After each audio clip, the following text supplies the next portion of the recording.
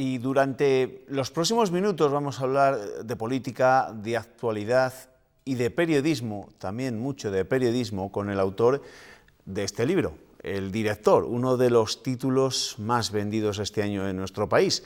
Pero antes que escritor, David Jiménez es sobre todo periodista y la actualidad está muy entretenida. En Burgos nos espera el exdirector del Mundo. David Jiménez, ¿qué tal? Buenas noches. Hola, buenas noches. Bueno, le prometo que hablaremos de su libro, es verdad, aunque se vende como rosquillas y sí, creo que no necesita... como moral, ¿no? Con aquello de he venido a hablar de mi libro. Que no creo que necesite demasiada publicidad, pero antes le quiero hacer algunas preguntas o que me cuente cómo ve lo que está pasando en nuestro país. Por ir a una de las últimas polémicas, ¿usted cree que debe dimitir el ministro del Interior tal y como pide Ciudadanos y algún otro partido por el acoso a cargos del partido de Rivera, la marcha del orgullo gay? Yo creo que dimitir no, pero rectificar sin duda, porque a mí me parece que cualquier escrache se haga a partidos de izquierda o de derecha, de centro, que piensen una cosa u otra, me parece que refleja mucha intolerancia y que además el discurso en España ya está bastante crispado como para que estemos todos arrojándonos constantemente digamos, los garrotazos unos a otros, ¿no? Incluso las fiestas, ¿no? Como es la del orgullo gay, que deberían ser eso, simplemente una fiesta, se han convertido en campo de batalla política. Y yo creo que el ministro erró al no salir en defensa de los políticos de Ciudadanos que fueron acosados durante esas manifestaciones. ¿A qué achaca esa crispación que se vive en estos momentos, no solo en la política nacional, sino ya lo hemos visto en otros acontecimientos que deberían ser fiestas y que acaban como acaban? Bueno, algo hay en el ADN de los españoles, sin duda, ¿no? Sí. Las dos Españas eternas siguen ahí. Yo creo que en los últimos años hemos vivido una polarización.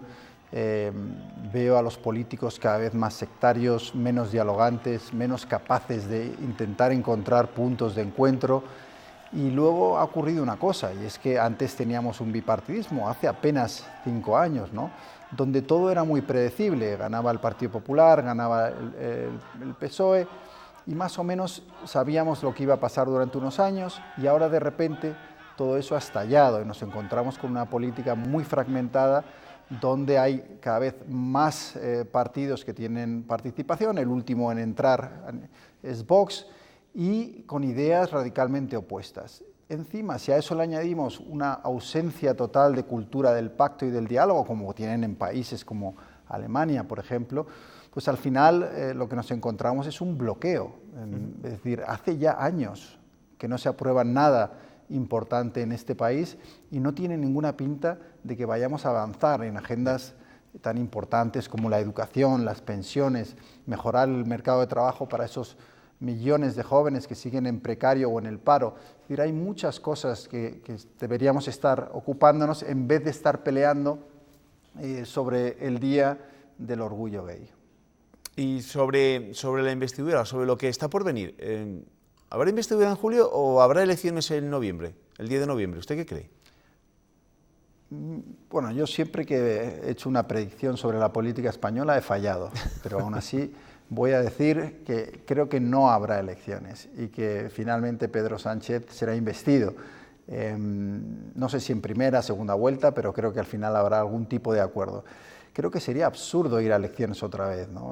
Hemos tenido elecciones constantemente, la legislatura anterior apenas duró 8 o 9 meses y como decía antes, en esta inestabilidad política no se puede aprobar absolutamente nada.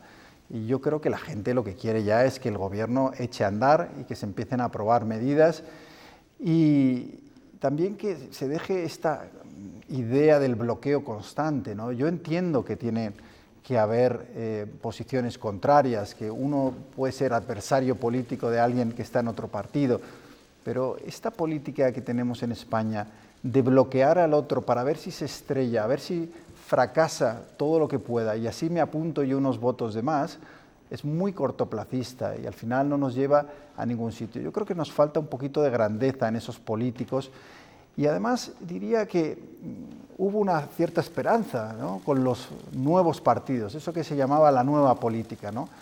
Y lo que estamos viendo es que esos partidos, Podemos, Ciudadanos, no digamos ya Vox, se comportan exactamente como los viejos, es decir, siguen sin tener ninguna tradición de pactar y además dan la impresión todos los días en todas las actuaciones de que el interés general para ellos es secundario, ¿no? Y que en realidad lo único que les importa es saber cómo puedo avanzar un poco más mi agenda, a ver cómo puedo colocar a unos pocos más de mis militantes en puestos clave, a ver cómo puedo hacer para que las cosas vayan un poco peor y a lo mejor hay otras elecciones y consigo avanzar 1, 2, 3, 4, 5 puntos más, ¿no? Y al final, claro, estamos en esta provisionalidad permanente que no nos lleva a ningún lado.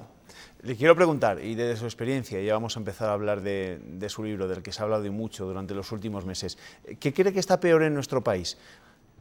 ¿La política o el periodismo?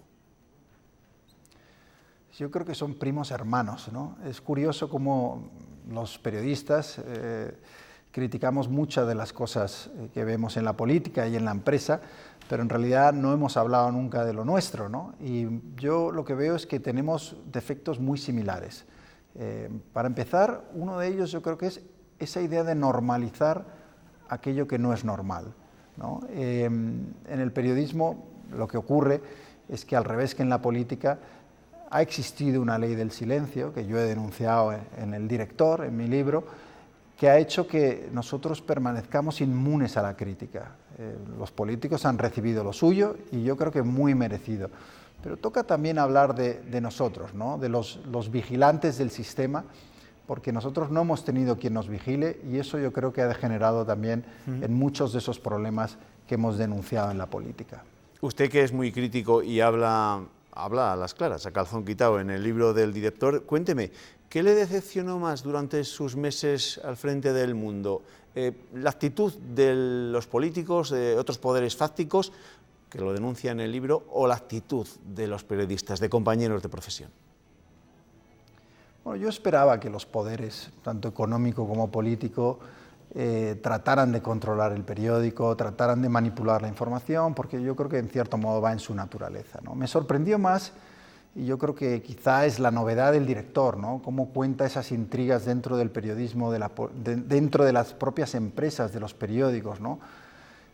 Donde muchas veces tenemos el enemigo en casa, ¿no? Por ejemplo, los directivos del periódico El Mundo, en el que yo era director, lo que descubrí es que estaban aliados precisamente con esos poderes que trataban de controlar el periódico y que no solo no me iban a ayudar en la defensa de la independencia del Mundo, sino que además iban a atacarla. Y eso sí que reconozco que no me lo esperaba. ¿Su error pudo ser también no conocer cuál era la realidad del periodismo, de la prensa en nuestro país en esos momentos? Bueno, probablemente sí, ¿no? Hay gente que dice que pequé un poco de ingenuo. Hay que pensar que, yo creo que en El Director además se cuenta la historia desde el principio, ¿no? Yo llevaba 20 años fuera de España, había trabajado como corresponsal, cubriendo guerras, conflictos, revoluciones, y de repente fui elegido para ocupar el puesto de director del Mundo. Llegué a España con pocas claves sobre cómo estaba la política, la empresa, y también sin experiencia en la gestión de una gran redacción, ¿no? Donde había más de 300 periodistas. De hecho, El Director comienza con esa anécdota en la cual ni siquiera el guardia de seguridad del periódico me deja entrar el primer día, ¿no? Porque no me reconoce como un empleado, y eso que llego para dirigir el periódico. Y a partir de ahí, pues sí que yo creo que se produce un choque constante, ¿no? Es un poco el aterrizaje de un extraterrestre en uno de los grandes centros de poder del país y cómo voy descubriendo las complejidades, las ataduras que hay entre el poder económico, político y la prensa, y también en un momento en el que yo creo que la prensa ha sido completamente derrotada. Estamos hablando de los años de Mariano Rajoy, donde no solo yo fui despedido por hacer mi trabajo al frente del Mundo, sino que 4 directores del periódico fueron cesados en apenas 3 años y medio, que yo creo que debe ser un récord mundial. Entonces, sí, fue una batalla complicada, que además es cierto, en las redacciones, pues, sobre todo una como aquella, que estaba viviendo ERES, recortes y una situación prácticamente de supervivencia, pues todo se complicó aún más. Y además creo que eso es clave, porque yo creo que el poder, una de las cosas que hizo fue oler la debilidad de los medios en medio de la crisis y aprovecharse para intentar apretarnos las tuercas incluso más. Le quiero preguntar otra vez por el papel un poco que juegan los periodistas en estos tiempos, ¿no? Y le quiero recordar una anécdota, porque hace unos días me comentaba un compañero de tertulia que el alcalde de Zamora, que es Francisco Guarido, de Izquierda Unida, rechazó comer con él, porque le dijo que él nunca come con periodistas. ¿Deberían los periodistas negarse a comer con políticos o que exista esa connivencia que hemos visto en algunos momentos? Yo creo que no hay ningún problema en comer con un político, pero el problema es que en España no se come con los políticos, es que se va a la boda de sus hijas, o se comparte cubierta en sus yates, o te invitan a palcos como me ocurría a mí con Florentino Pérez, que no hacía dejarme de enviar invitaciones para ir al palco del Real Madrid. El problema es que en España, y se cuenta en el director, hay muchos políticos cobrando sobresueldos, esos que denunciamos en los políticos, ¿no? Bueno, pues también existen en el periodismo, ¿no? El problema es cuando existen prebendas, viajes pagados, cuando existe muchas veces publicidad que se le da a los medios y que es mucho más de la que les corresponde a cambio de que guarden silencio en cosas que comprometen a políticos y empresarios de este país. Todo eso sí es un problema. Ahora, irte a comer con un político para intentar recabar algo de información y mantener cierta distancia, yo ahí no veo ningún problema. Pero claro, es que se ha cruzado la frontera, ¿no? Y el director es un libro que narra cómo el periodismo ha cruzado una frontera que no debió cruzar nunca. Una de las cosas que ha ocurrido es que, en teoría, nosotros debíamos vigilar el sistema y terminamos convirtiéndonos en parte del sistema. Y claro, desde ahí dentro no podemos ser los vigilantes, los guardianes, para denunciar los abusos que se producen. Usted era un claro defensor de las nuevas tecnologías. ¿Qué futuro le augura al periódico de papel? El periódico de papel ya es un producto minoritario. Es decir, pensemos que, por ejemplo, en el caso del Mundo, que es el periódico que yo dirigí, llegó a vender 340.000 ejemplares y hoy está en 60 y pocos mil.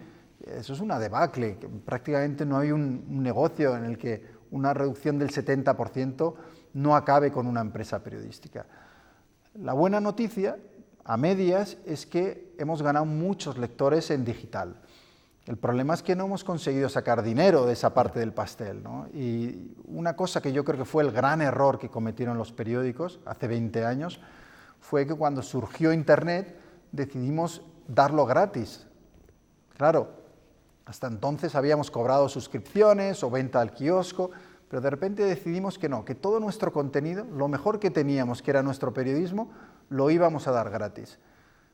Y ahora estamos en un intento de revertir eso y le estamos empezando a decir a la gente, oiga, no, queremos cobrar por el contenido periodístico.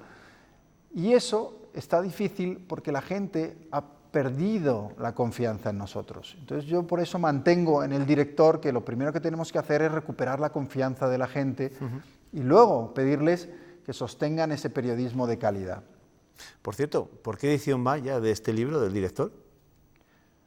Pues el libro, a pesar de que muchos medios me tienen un poco vetado y a algunos no les gusta hablar del libro, va por la 5ª edición y lo que yo creo que me ha sorprendido más, ¿no? Ha pegado un salto, ¿no? Porque era un libro que yo pensé que iba a atraer solo al mundillo del periodismo, de la empresa, quizá algunos políticos, ha dado ese salto a un público general que, bueno, está enganchado a la intriga de una redacción, a la conspiración, pero que también quiere saber, y en el director se le explica, cómo el poder político y económico tiene atrapada a la prensa. ¿Y qué sucede con esa información que le llega a la gente, ¿no? Es decir, antes de llegarme a mí esta noticia, esta información, ¿cuál es el proceso? ¿Qué ha pasado? ¿Cómo de contaminada está esa información, ¿no? Y yo creo que el director, al romper la ley del silencio que había en la prensa, al ir al interior, ¿no? A los armarios cerrados con llave del periodismo, pues está abriendo una puerta a algo que la gente desconocía y que le está interesando. ¿Habrá alguna segunda entrega? No igual centrado exclusivamente en el mundo también más general de los medios y sin apodos, sino ya con nombres y apellidos de los aludidos en el libro.